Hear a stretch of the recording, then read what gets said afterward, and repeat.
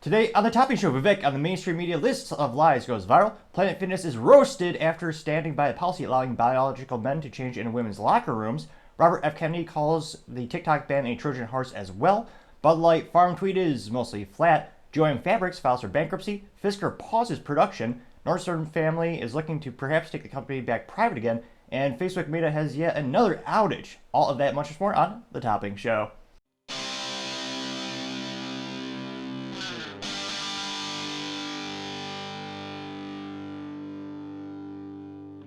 Thank you everyone for taking the time to tune in today. Today's episode of Topping Show is proudly sponsored by Topping Technologies. Topping Technologies is an IT value-added reseller and services company with a special proficiency in IT security. Heck, I see their founder at least twice today. Gotta say he's quite handsome and brilliant. He's me, you see, that's a joke. If you're an IT leader or a business owner, reach the team at sales@toppingtechnologies.com. Also trying to get to 4,000 subscribers by the end of the month, so if you could click that button and tell your friends, I would greatly appreciate it. Now, going over to the business part of the podcast, you have Joann Fabrics filing for bankruptcy.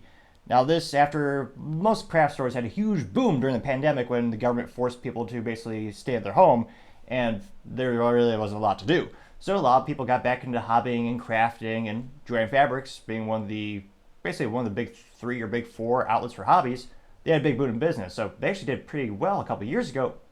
But that bubble has kind of burst as more and more people are going back outside and they're shifting their hobby preferences. Now, they specifically filed for Chapter 11 bankruptcy, and the company said that its website and 850 stores would remain operational, adding that about 95% of those locations are cash flow positive. Now, this is also according to LinkedIn. They say the 81-year-old retailer has struggled with debts topping $1 billion, and as well as shoppers declining discretionary spending amid high inflation. Again, discretionary spending being a fancy term for you don't need anything there. It's 110% a luxury item. The only exception being perhaps you're making a product that you can resell from going to the store.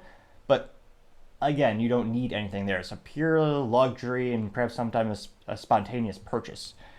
And again, U.S. inflation, thanks to the government ineptitudes on the left and the right, have made the U.S. dollar worth less and less and less and less. Now, it'll be interesting to see. Their stock has officially been delisted from NASDAQ as part of this bankruptcy proceedings, and they say that after the process is complete, the chain plans to go private. So again, this isn't too surprising because again, they're loaded up on, again, over $1 billion in debt, and we've seen a lot of these companies going private lately. If you think about the major hobby stores, Hobby Lobby has always been private, famously founded by the Green family. And then the biggest competitor I can think of them would be Texas-based Michaels, which I believe 48 months ago, this was purchased by a private equity company. I believe it was Apollo Management, but they went private, or they were privately by a private equity company. So that essentially seems to be where that specific industry seems to be moving, or where the pendulum is swinging for that trend. And again, they say that 95% of the stores are cash flow positive, which is great. So it'll be interesting to see as they go private, what will that to do to change things, make sure they don't make the same mistakes, make sure they don't get loaded up on debt. Then of course, eventually you want to get an ROI on this. That means long term, eventually the private company, they're going to either sell it off to someone else or they're going to relist it again. But anecdotally speaking, I've seen them once or twice driving around town.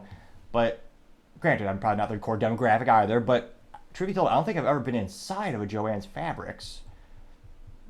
Have you? Again, I'd be fascinated to hear what you have to say. Thank you everyone for taking the time to tune in. Again, we're trying to get to 4,000 subscribers by the end of the month, so if you could click that button, I would greatly appreciate it. Also, leave me a thumbs up, thumbs down, or comment is a great way to give me some additional feedback, letting me know how I can make the show better and better. Also, don't forget to take the time to tell your family, tell your friends, tell your coworkers, heck, tell your enemies, tell anyone and everyone. Just stay safe and fight the good fight.